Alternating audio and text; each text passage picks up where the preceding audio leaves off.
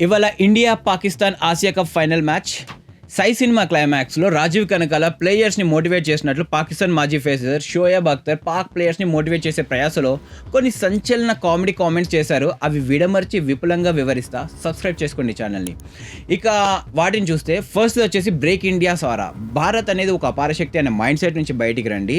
వారి ఆరా పక్కన పెట్టి ఆడండి. బంగ్లాదేశ్తో ఎలా ఆడారో అలానే ధైర్యంగా ఆడితే గెలవచ్చు అని. రెండోది, అభిషేక్ శర్మను తొందరగా అవుట్ చేయాలి. మొదటి 2 ఓవర్లో అభిషేక్ శర్మ అవుట్ అయితే భారత్ కష్టాల్లో పడుతుంది. అతని స్టార్ట్ వల్లే జట్టు ఊపందుకుంటోంది. అతని త్వరగా తీసేస్తే భారత్ సమస్యలో పడుతుంది అని. మూడోది, భారత్కి చెడు రోజు రాబోతుంది. భారత్కి కూడా ఒక చెడు రోజు ఉంటుంది. ఆ చెడు రోజు ఈ ఆదివారం ఫైనలే అవుతుంది. 200 రన్స్ దగ్గర చేస్ కష్టమే. పాకిస్తాన్ ఒకవేళ 200 దగ్గరగా స్కోర్ చేస్తే భారత్కి ఆ స్కోర్ను చేస్ చేయడంలో కష్టపడుతుంది అని మోటివేట్ చేశారు. మరి ఈ మోటివేషన్ పాక్ ప్లేయర్స్ మీద ఎంత ప్రభావం చూపిస్తుందో ఇవాల్టి మ్యాచ్లో చూడాలి.